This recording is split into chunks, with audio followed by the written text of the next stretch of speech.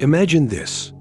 You're scrolling through a feed of friends laughing, a sunset, a political outrage, a tragic news alert.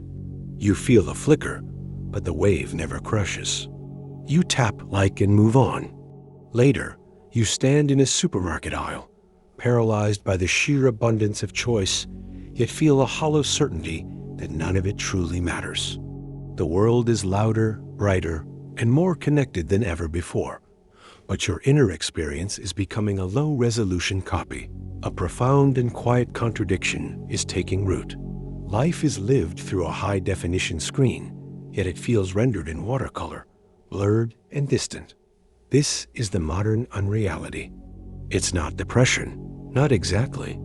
It's the eerie sense that you are a ghost in your own life, watching a performance of your own actions from a great silent distance. The coffee tastes like the idea of coffee. A conversation feels like an exchange of pre-scripted data packets. You grasp for authentic feeling, but your fingers close on air. How did we get here? How did the very fabric of daily existence, the texture of reality itself, become so smooth, so frictionless, that we can no longer find a grip? The answer lies not in your mind, but in a hidden architecture built around it. A system designed not for depth, but for perpetual, shallow engagement. This is the great simulation, and you did not log in voluntarily. To understand why nothing feels real is to discover the first crucial glitch in the code, a paradox so simple it's been invisible. The truth begins with a force that has hijacked the most sacred process of human consciousness. This unreal feeling is not a personal failing, but the logical outcome of a world that has traded being for representing. Philosopher Jean-Paul Sartre warned of bad faith, the act of surrendering your authentic self to prefabricated roles society provides. Today, that surrender is automated. Every platform, notification, and curated experience is a gentle pressure to replace your lived reality with a streamlined performance of it. You don't just consume content. You begin to process your own life as content, editing your raw experiences into a shareable narrative before you've even fully felt them. The great psychoanalyst Carl Jung spoke of the collective unconscious, the deep, shared well of symbols and archetypes that give human life profound meaning. Our modern digital sphere has become a collective conscious, a shallow, chattering surface of trends, hot takes, and manufactured symbols. It feeds you a perpetual present, severing you from the timeless depths where meaning is forged. You are connected to the hive mind, yet disconnected from your own soul. The philosopher Aldous Huxley, in his prophetic Brave New World, foresaw a dystopia not of punishment, but of pleasure and distraction, where people would come to love their servitude. The unsettling comfort of the feed, the numbing pace of the scroll, is that servitude. But this is merely the mechanism. The true psychological wound is deeper. We have externalized our sense of meaning-making.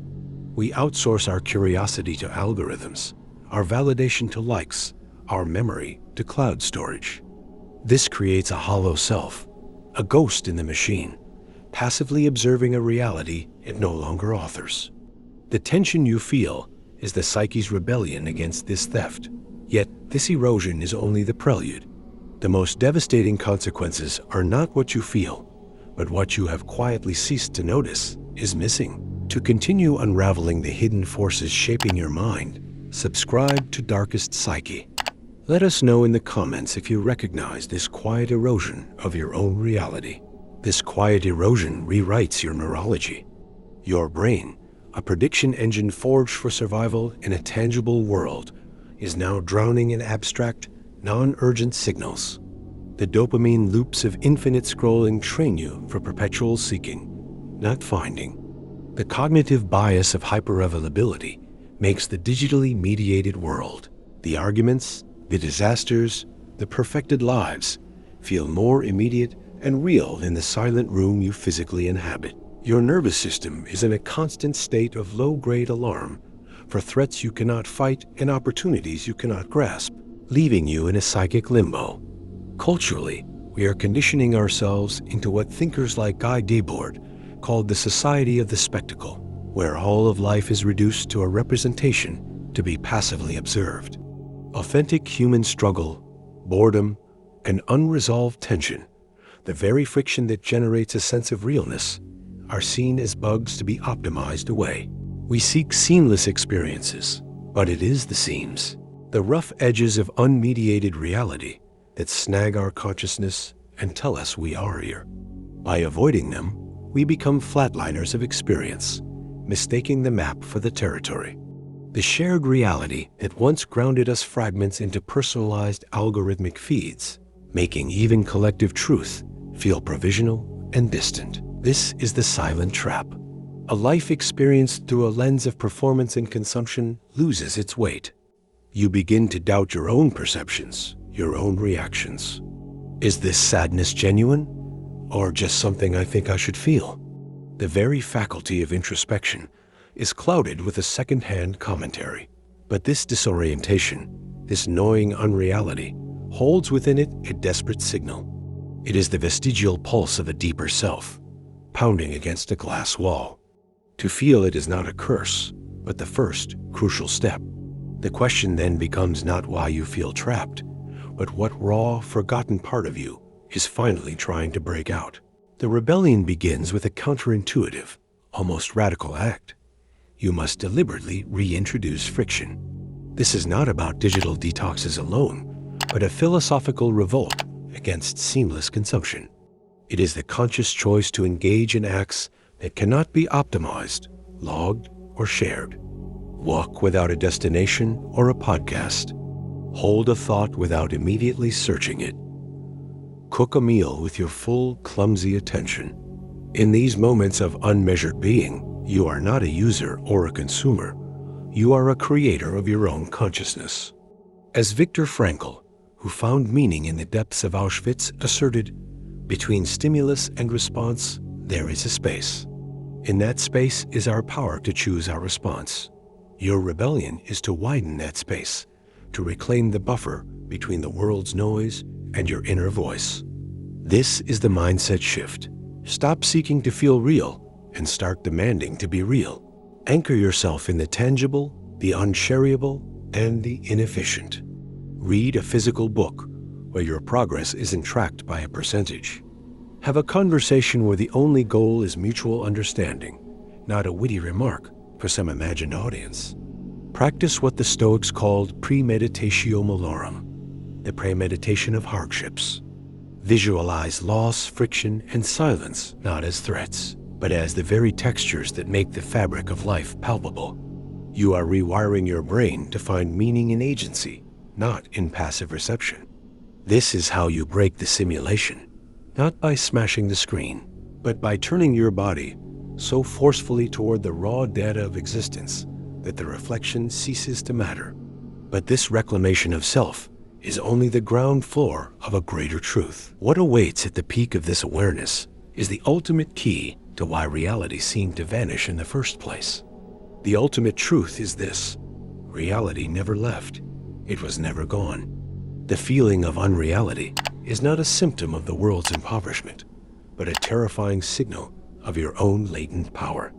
You are not abandoned by meaning. You were seduced into outsourcing its creation.